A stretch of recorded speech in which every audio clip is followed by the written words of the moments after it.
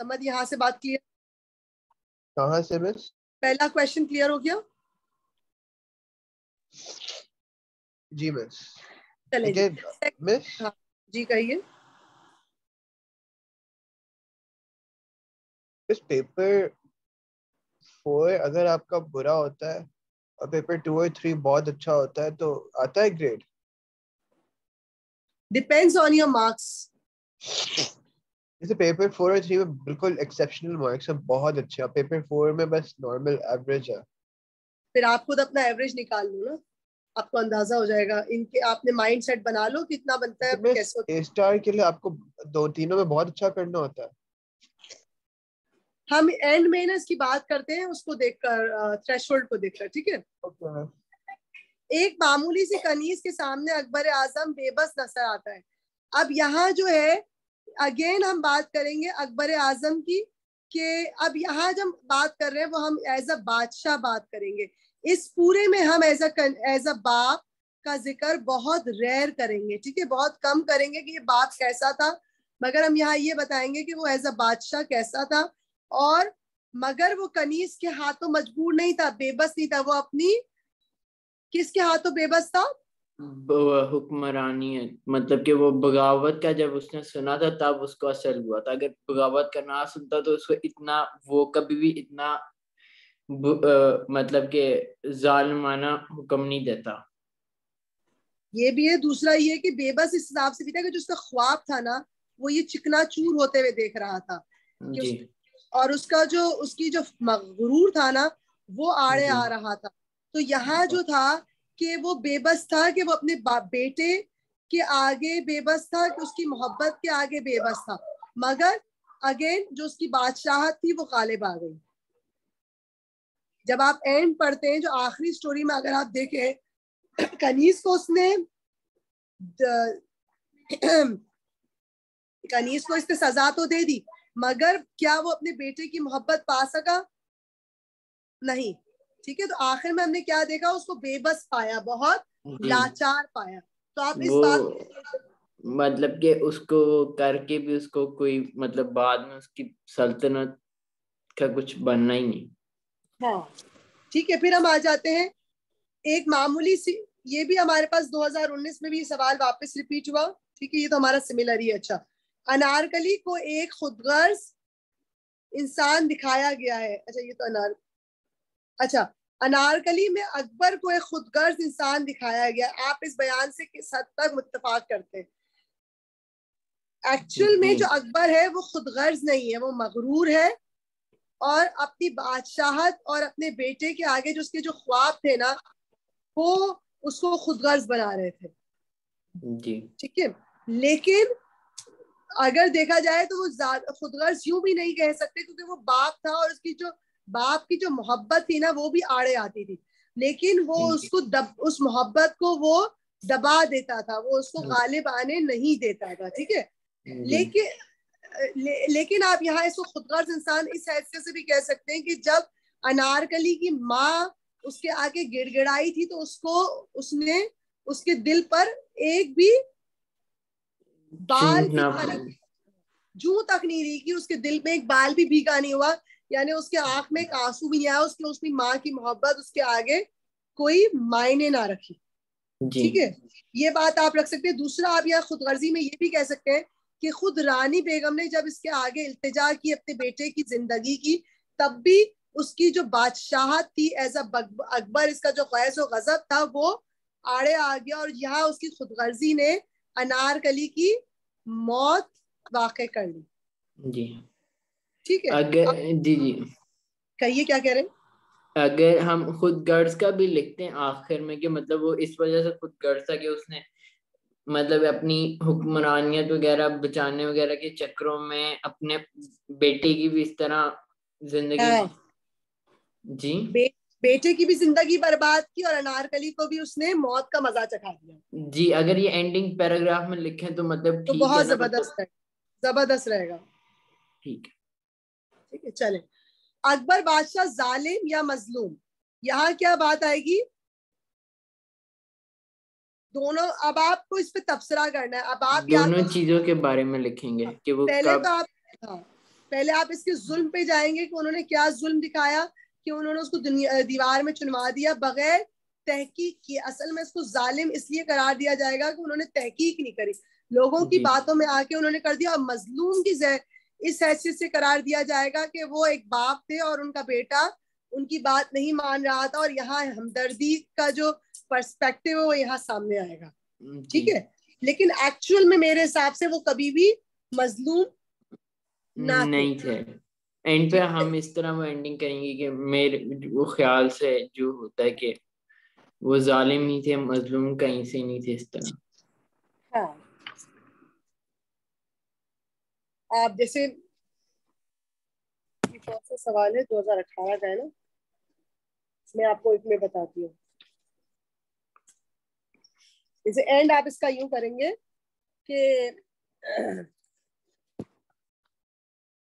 اکبر ہندوستان کے مستقبل کے لیے پریشان تھے, اس کے ساتھ ساتھ ان کے دل میں باپ کی شفقت کا جذبہ بھی نمودار ہوتا تھا. وہ اپنی موت کس بات سلیم کو ان کی تمنا یہ تھی کہ سلیم اس کی باغ دور سنبھال لے, مگر سلیم کا جو روپ جو یہاں نظر آ رہا تھا کہ سلیم میں وہ اصحاب رونما نہیں ہو رہے تھے. منتوں سے پرادوں سے پیدا ہونے والا یہ بچہ ان کی خواہشات کو, ان کے خوابوں کو چکناچور کر کے عشق اور عاشقی میں مبتلا ہو چکا تھا. ٹھیک ہے, وہ شاہی روایات کو پس منظر رکھتے ہوئے, پس پش رکھتے ہوئے ادنا سی کنیز کے عشق میں گرفتار ہو چکا تھا. اور اکبر کے کردار میں جو جذبات رونما یہاں ہو رہے ہیں وہ یہ ہو رہے ہیں کہ وہ اپنے عقل و شعور کا دامن ہاتھ میں رکھتے ہوئے اپنے آباء و اجداد کی جو وراثت ہے یا شہنشاہیت ہے اس کو مغلوب کرتے ہوئے, اس کو غالب لاتے ہوئے اپنے بیٹے کے لیے کے بارے میں نہیں سوچتے, اور جاہو جلال میں آ کے ایک بھیانک سا حکم جاری کر دیتے ہیں جس میں انارکلی کی موت ثابت ہو سکتی ہے. تو ہم یہاں کہہ سکتے ہیں کہ ڈرامہ انارکلی میں جلال الدین اکبر کا کردار ایک شہنشاہ کے عین مطابق ہے, اور اس کردار کی وجہ سے ڈرامے میں ایک اپنی انفرادیت ظاہر ہوئی ہے. ادھر ہم یہ بھی کہہ سکتے ہیں کہ اکبر بادشاہ نے اپنے ظلم کی وجہ سے اور اپنی غیظ و غضب کی وجہ سے ایک معصوم کی جان لے لی, مگر جبکہ ہم باپ کے روپ سے اس کردار کو انتہائی مظلوم انداز سے پایا جاتا ہے کہ اکلوتے بیٹے کی محبت کو انہوں نے اپنے غصے کے آگے بیڑ چلا دی. ٹھیک ہے جی, تو اس طرح کا آپ اینڈ دے سکتے ہیں کہ دونوں باتوں کو بھی آپ لا کے لکھ سکتے ہیں, لیکن پھر جس بات کو آپ زیادہ ثابت کریں گے تو اس بات کے آپ زیادہ ریفرنسز دیں گے, آپ اس بات کو زیادہ آپ اس پر بات کریں گے. ٹھیک ہے, یعنی آپ اس کے بارے میں زیادہ تلقین کریں گے. چلیں اگلے پہ آ جاتے ہیں. آپ کی رائے میں دل آرام اکبر کو بے وقوف بنانے میں, یہ تو ہم کر چکے ہیں. ڈرامہ انارکلی کا ہر کردار اکبر سے تصادم کر رہا تھا. تصادم سے کیا مراد ہے؟ یہ سمجھیے, تصادم یہ ہوتا ہے کہ اس کے اگینسٹ تھا. کیا آپ یہ سمجھتے ہیں کہ ہر کردار اکبر کے اگینسٹ تھا؟ اگر میں یہ کہوں کہ ہاں ہر کردار اس کے اگینسٹ تھا تو اس کو ہم کیسے کہیں گے؟ اس کو یہ مشکل کوشچن ہے. مشکل کوشچن. اچھا, تو کیوں مشکل لگا اس میں؟ اس کو اگر ہم دوسرے انداز سے, آسان انداز سے دیکھیں تو ہم اس کو یہ کہہ سکتے ہیں کہ ہر کردار اکبر کا جو کردار تھا وہ ہر انداز سے اس کا فائدہ اٹھانا چاہتا تھا. ایسا کہہ سکتے ہیں. جیسے اگر ہم بات کریں ہمیں جو نظر آ رہا ہے دل آرام کا کردار, تو کیا دل آرام کا کردار اکبر کے حق میں تھا؟ اکبر کے حق میں تو وہ اتنا نہیں تھا, مطلب کہ اس نے وہ اس کے ساتھ چلاکی سے وہ کر لیا تھا. ٹھیک ہے, اب یہاں ہم اس کا اگر ہم شروعات تو وہیں جائیں گے, ویسے ہی لکھیں گے کہ جلال الدین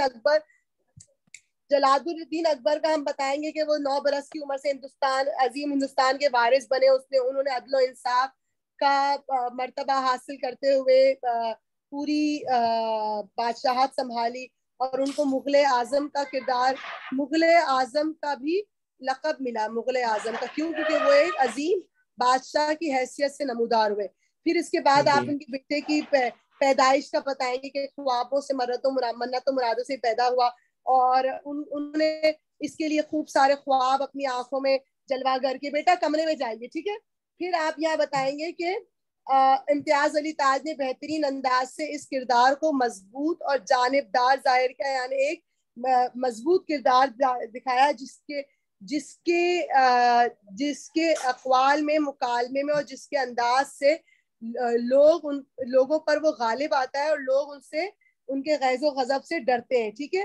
پھر آپ یہاں بظاہر جو اس کردار، اور بظاہر جو اگر دیکھا جائے تو ہر کردار ان سے تصادم رکھتا ہے، جس میں ان کا اپنا بیٹا، اپنا وارث ادناسی کنیز کے عشق میں مبتلا ہو کے اپنے باپ کے خلاف بغاوت کرنے کے لیے ہمتن گوش تیار ہے.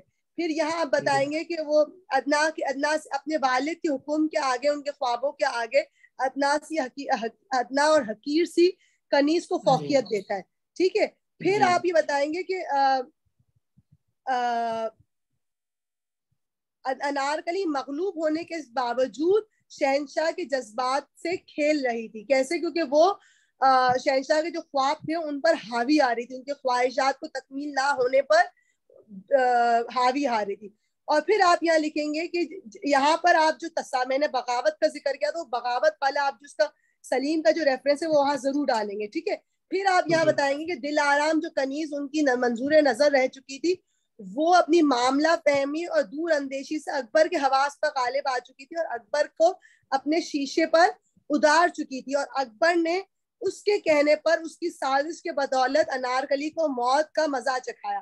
تو یہاں پر بھی آپ یہ بیان کر رہے ہیں کہ یہ جو کردار ہے دل آرام کا، اس نے بھی اپنی چالاکی اور مکاری سے ہر چال کے ذریعے ایک ماہر شطرنج کے کھلاڑی کی حیثیت سے اکبر پر بھی حاوی آ کر اس کی کردار کے متصادم تھی. ٹھیک ہے.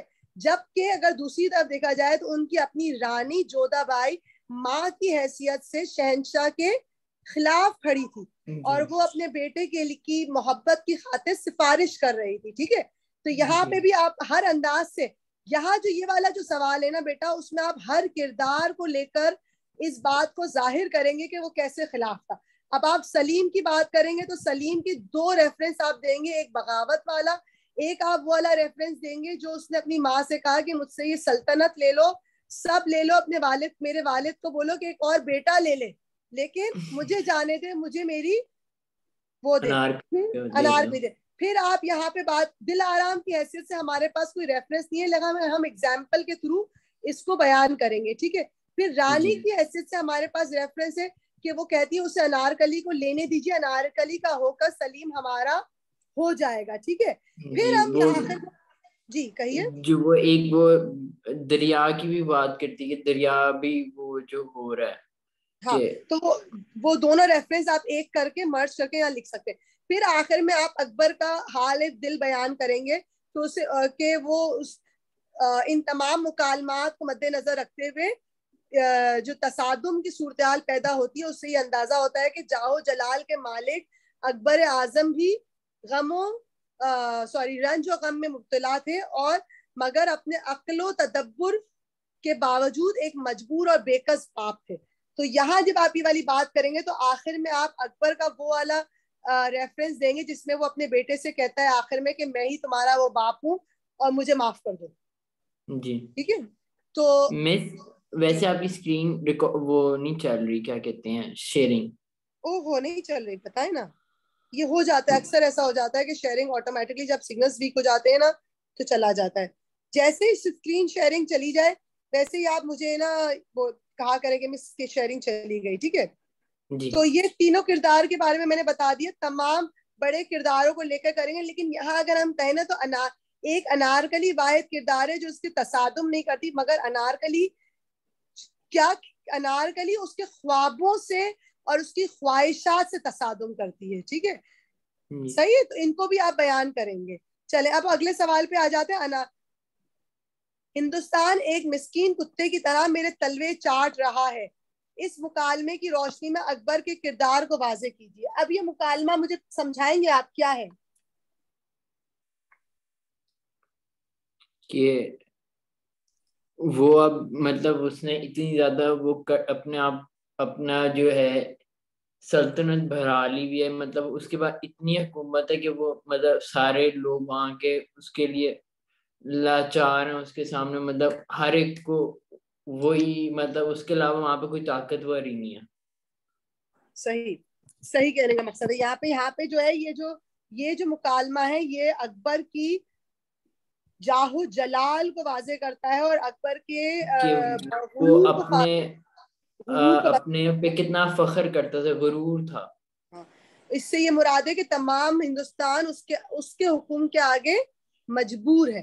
ٹھیک ہے, اب اس مکالمے کی روشنی میں آپ کو اکبر کے کردار پہ تبصرہ کرنا ہے. اب یہاں جو آ گیا تو اس کو پورا جی پھر اسکرین چلی گئی, بتاتے رہیے گا. ٹھیک ہے, ایسے کوئی مسئلہ نہیں ہے, آپ مجھے تنگ نہیں کریں گے. لیکن ہم جب بات کر رہے ہوں گے, ویسے تو میں کبھی آنسرز رہی نہیں ہوں, لیکن ہم جو بات کرتے ہیں وہ آپ کو اندازہ ہوتا ہے. ٹھیک ہے, اب اس میں بھی آپ جب لکھیں گے تو آپ کہانی کو شروع کریں گے پراپرلی, جیسے آپ کریں گے. جیسے انارکلی کا کردار آپ نے بتایا کہ وہ شاہکار ہے جس جو ابھی تک لوگوں کے ایک صدی کے بعد بھی مطلب لوگوں میں ابھی ان کے موجود ہے. دلوں میں. ہاں, پھر آپ لکھیں گے کہ جس کا مرکزی اور اہم کردار مغل اعظم ہے, یعنی جاہو جلال کے مالک شہنشاہ اکبر ہیں, جو کہ عظمت و حشمت کے حامل ہے.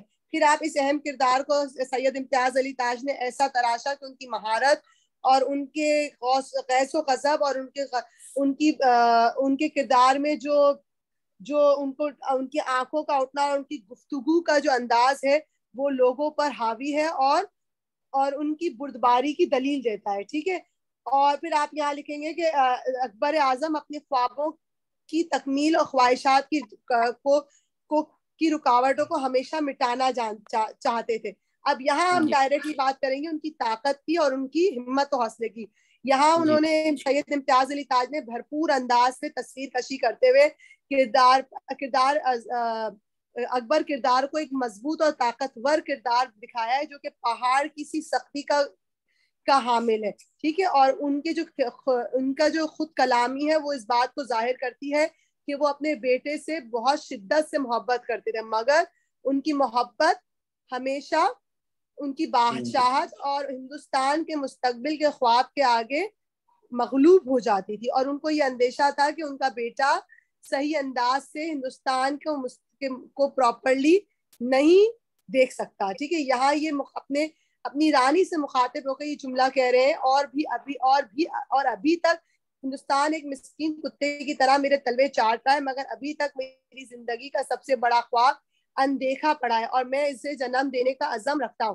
اس مکالمے میں ان کلمات میں یہ ان وسوسوں اور اندیشوں کا بیان کر رہے ہیں اپنی رانی سے کہ ابھی تک میرا جو خواب تھا وہ سلیم کے ہاتھوں, جو میں نے دیکھا تھا کہ سلیم اس کی باغ دور سنبھالے گا, مگر وہ ابھی اس بات سے نا آشنا ہے. پھر آپ یہاں پہ آگے بیان کریں گے کہ جودھا بائی اپنی اولاد کی ممتا کی, اپنی بیٹے کی محبت میں بادشاہ کو اس بات پر باور کراتی ہے کہ ابھی سلیم چھوٹا ہے اور وہ ابھی ان سب چیزوں سے اپنے مطلب کہ ہم عمر لوگوں کے مطابق وہ ٹھیک ہے, مطلب کہ وہ لا تعلقی کا فی الحال وہ امور سلطنت سے بیگانہ ہے.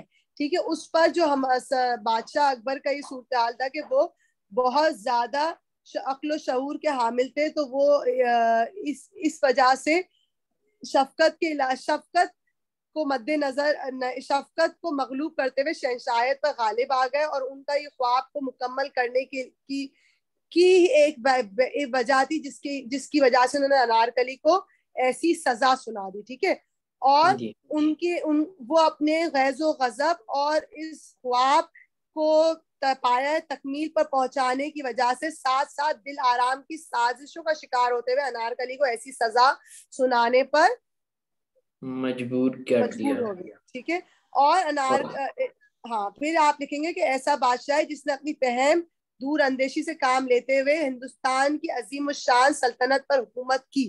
پھر آپ ان کا یہ مکالمہ آخر میں ان کے عزم و استقلال کو عیاں کرتا ہے, واضح کرتا ہے. ٹھیک ہے. اچھا ریکارڈنگ میں ساتھ بھیجوں گی, کیونکہ میرا لکھنے کا پتہ نہیں کیوں موڈ نہیں آیا, میں چاہ رہی ہوں کہ میں اس کو ایکسپلین کروں جس حد تک کر سکتی ہوں. جی ٹھیک ہے. ڈرامہ انارکلی پڑھنے کے لیے دل میں اکبر کے لیے ہمدردی کا جذبہ پیدا ہوتا ہے یا نہیں ہوتا؟ اب ایز اے باپ آپ کو انارکلی سے اکبر سے محبت ہو پاتی ہے؟ یہ تو اب آپ ہی بتائیں گے. جی وہ مطلب کہ باپ تک ہوتی ہے جب تک وہ اپنے بیٹے کی مطلب کہ اس کا اس وجہ سے ہمدردی ہوتی ہے کہ اس کا بیٹا اس کی باتیں وغیرہ نہیں مان رہا ہوتا, مگر اینڈ پر جب وہ اس کے ساتھ جو سلوک وغیرہ کرتا ہے وہ اچھا نہیں ہوتا, مطلب کہ وہ اپنے بیٹے کی بات کی اعتبار کی جگہ وہ لوگوں کی باتوں پہ اعتبار زیادہ کرتا ہے, تو اس وجہ سے وہ ٹھیک ہے. اچھا شروعات اس ڈرامے میں ویسے ہی کریں گے, سوری ڈرامے میں کہہ رہی ہوں آپ سے, شروعات وہی ہوگی, وہی انداز بیاں ہوگا, وہی ان کی بیٹے سے اس کی محبت اور اس کی آپ بتائیں گے کہ ڈرامے میں تین ابواب ظاہر کیے گئے, ایک عشق ہے, ایک رقص اور ایک موت ہے. ٹھیک ہے.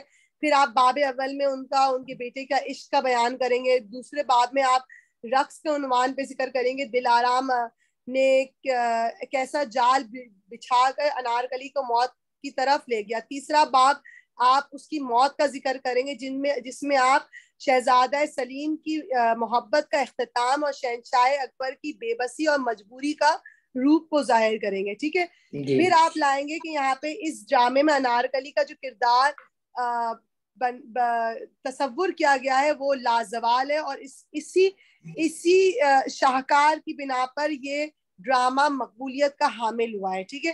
ڈرامہ انارکلی میں مغلیہ شاہی آداب کو مد نظر رکھتے ہوئے تمام تصورات کو خوبصورتی سے ادا کیا ہے اور تمام کرداروں کے سفر کو بیان کیا گیا ہے, جس میں محل سرا سے لے کر انارکلی کی موت تک کا ذکر ہے. ٹھیک ہے.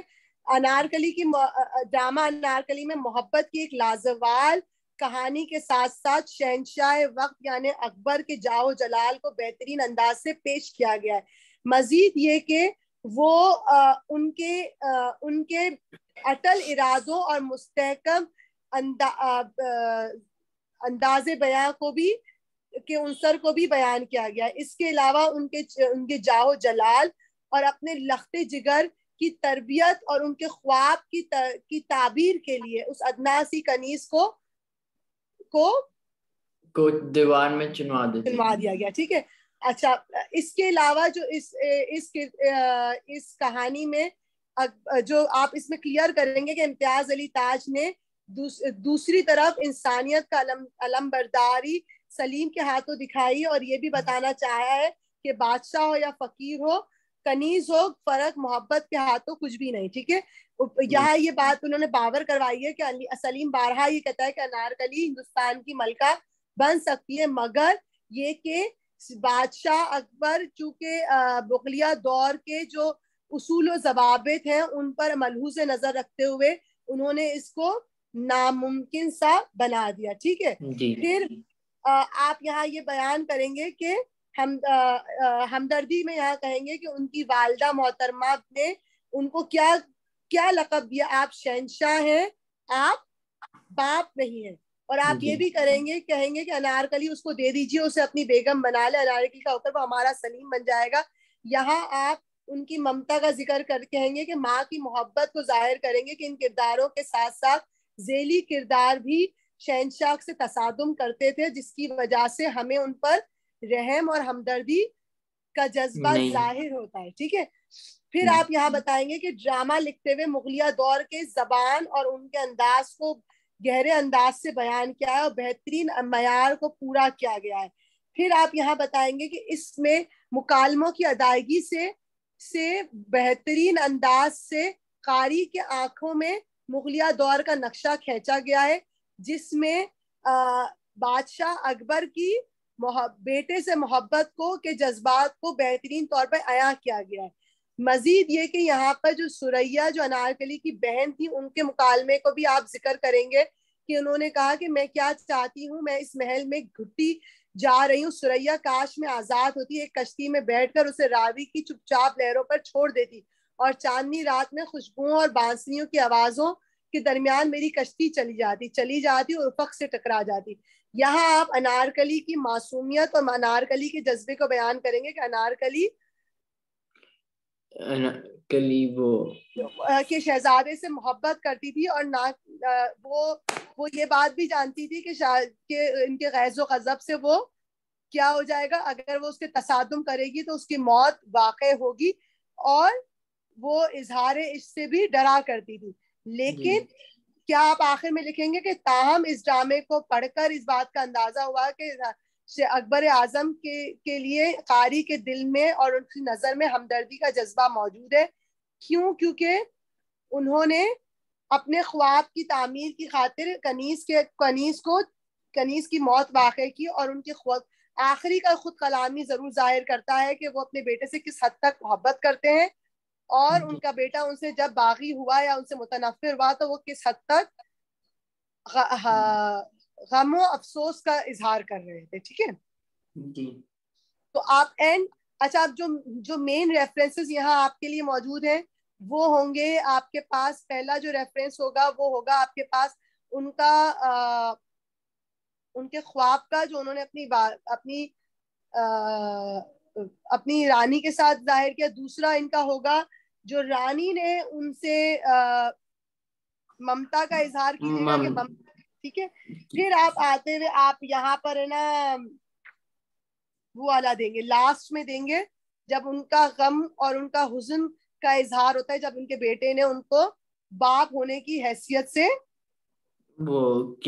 جب وہ کہتا ہے کہ آپ کے یہ بچے ہیں, آپ میرے والد نہیں ہیں, ہاں آپ کی یہ بیٹا ہے اور یہ آپ کی بیٹی ہے. ٹھیک ہے. انارکلی کی موت اکبر کے انصاف کی ایک اعلیٰ مثال ہے. اب اس کو آپ کیسے تحریر کریں گے بتائیے؟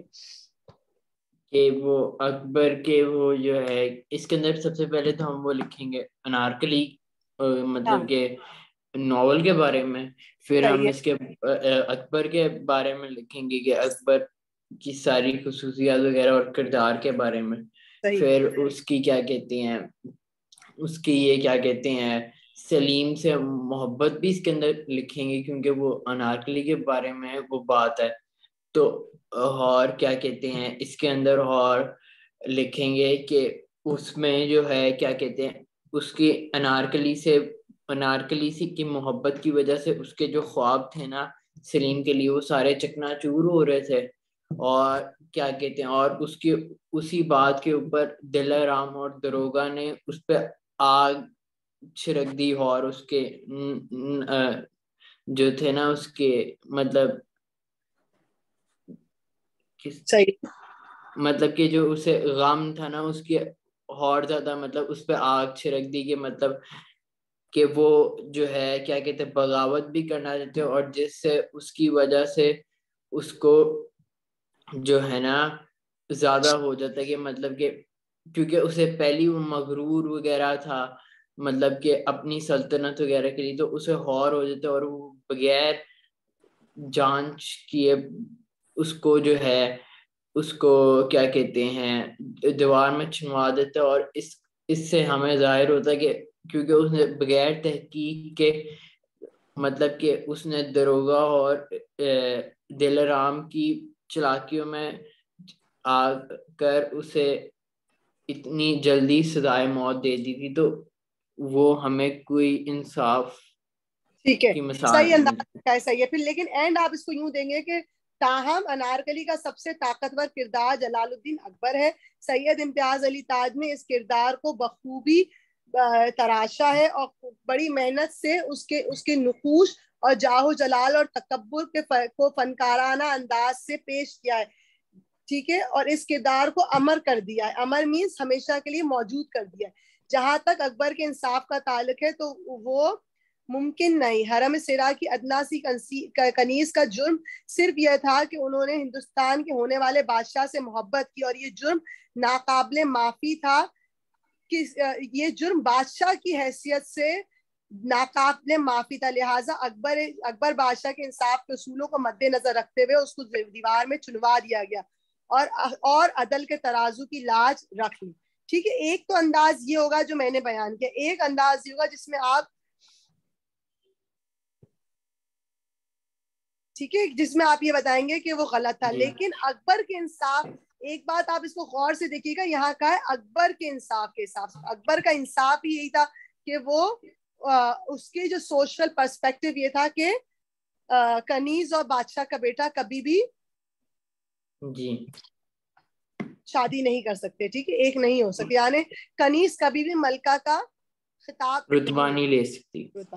یہاں تک ہم بات کو اینڈ کریں گے. یہ میرا کچھ سٹارٹر میں نے لکھ کر کچھ بچوں کو شیئر کیا تھا, یہ میں آپ کو شیئر کر دوں گی تاکہ آپ کو لکھنے میں آسانی ہو جائے.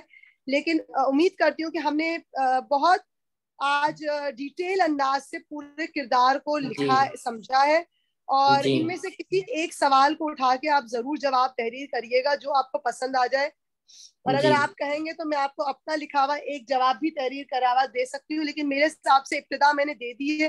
ریفرنسز اگر آپ مجھ سے کہیں گے تو میں ریفرنسز بھی شیئر کر دوں گی. لیکن ہمارے ایک دفعہ میں وہ لکھ لوں نا, پھر اس کے بعد آپ چاہے شیئر کر دیں. ایک دفعہ لکھنے سے ہوتا ہے آپ کو تھوڑا بہت پریکٹس ہو جاتی ہے. ٹھیک ہے, ڈن ہے. آپ لکھیں گے تو آپ کو بھی کہانی کلیئر ہوگی, اور میں لکھنے کا اس لیے کہتی ہوں کہ امتحان میں جب تک آپ پریکٹس نہیں کرو گے تو آپ آگے نہیں پڑھ سکتے. ٹھیک ہے, ایک کویسچن بھی اگر آپ نے پر کریکٹر کیا ہوئے تو وہ کافی وہ مدد کر دیتا ہے, مطلب آپ کافی وہ ریفرنسز وہ ری یوز وغیرہ بھی کر سکتے ہو. جی اچھا, یہ دیکھیے یہ والا جو اس کا ریفرنس ہے نا, نامراد باپ مایوس شہنشاہ یوں, تیرے خواب تمام ہوئے دنیا سے, واقعات سے تقدیر تک لڑنے کے بعد کون جانتا تھا تجھ کو یہ درد انگیز مرحلہ طے کرنا پڑے گا. جس کے لیے خود سب کچھ کیا تھا اسے اپنی اولاد سے شیخو سے الجھنا ہوگا. یاس یاس یعنی اے کاش, ہندوستان کیوں اور جہاں بانی کی آرزو, اس لیے جس نے ایک حسینہ کی آنکھوں پر باپ کی کو فروخت کر ڈالا. اس کو باپ نہیں چاہیے, باپ کی محبت نہیں چاہیے, باپ کا ہندوستان نہیں چاہیے. وہ صرف انارکلی کو لے گا, ایک کنیز کو جو اسے انداز دکھائے, اس کے سامنے ناچے, اس سے اشارے کنارے کرے. آہ میرے خواب, آہ میرے خواب, کل رات وہ اپنی جنت میں تھا, دل اگر دلرام نہ دیکھ کے دکھاتی, کہاں ہے وہ صرف کچھ زیادہ جانتی ہوگی. ٹھیک ہے, یہ جو ہے یہ اس کا اس بات کو ظاہر کرتا ہے کہ وہ جب اس کے بیٹے نے اس سے کہا نا کہ تم میرے باپ کی حیثیت نہیں رکھتے, تو یہاں یہ اس کے غم کا اظہار ہے. اور ایک اور جگہ اس کے غم کا یہاں پہ اظہار ہے, یہ آپ ریفرنس دے سکتے ہیں یہاں پہ.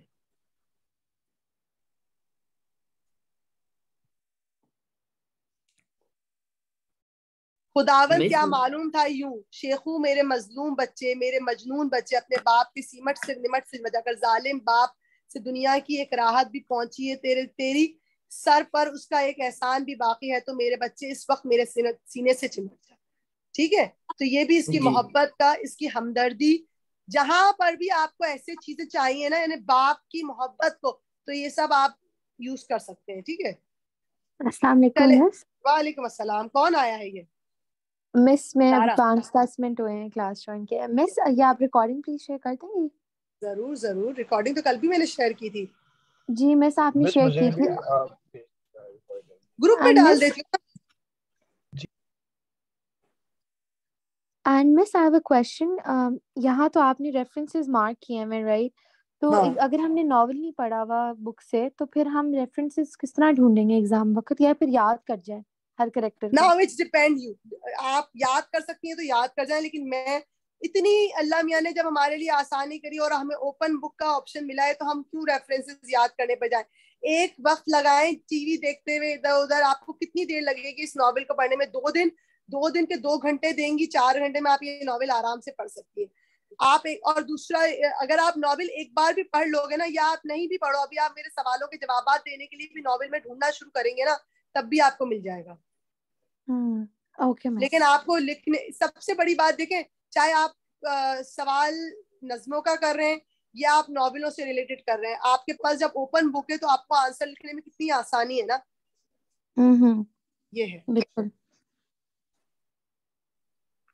اور کچھ مس میں نے دوسری چیزیں پوچھنی تھی. یہ ایک تو یہ والی بک ہوتی ہے, اور دوسری بک کون سی ہوتی جو ہم نے لے کے جانی ہوتی ایگزام میں؟ آپ تو بس ایک یہی بک لے کر جائیں گے نا, ٹیکسٹ بک ریفرنس. وہ افسانوں والی نہیں لے کے جاتے ہیں نا؟ تو آپ کے پاس ایک کتاب نہیں کیا 2-3 کتابیں ہیں؟ میں ویسے مجھے وہی والی ہیں، مجھے کتاب کا صحیح طرح پتہ نہیں تھا کون سی تھی. میں آپ کو کتاب کی پکچر بھیج دیتی ہوں. ایک ہی کتاب ہوتی ہے. میرے پاس یہ بہار اردو ہے. اچھا، بہار اردو میں آپ کے پاس صرف کتاب ہے آپ کے ہاتھ میں ہے یا اس میں کچھ پوائنٹس بھی امپورٹنٹ نوٹس بھی دیے ہوئے ہیں؟ مس یہ جو شاعروں والا سوال ہوتا ہے، اس میں جب ہم شاعر والے کا نوٹ تجزیہ لکھتے ہیں تو جیسے اگر ہم کسی شاعر کی تعریف کریں گے، ان کا رومانی انداز ہے لکھنے کا جو بھی، تو ساتھ ہم اسی کے ریفرنس کا ایک رومانی شعر ڈال دیں، مطلب اس طرح ریفرنس کرنا ہے اس کو شاعر کے نوٹ میں، ہم نے اس طرح ریفرنسز ڈالنے ہیں. اچھا، آپ کون سا شاعر کر رہے ہو بیٹا؟ مس میں وہ دوسرے والے کر رہی ہوں جو علامہ اقبال ہے، نظیر ہے اور ساحر ہے. اچھا، ایک سیکنڈ. جی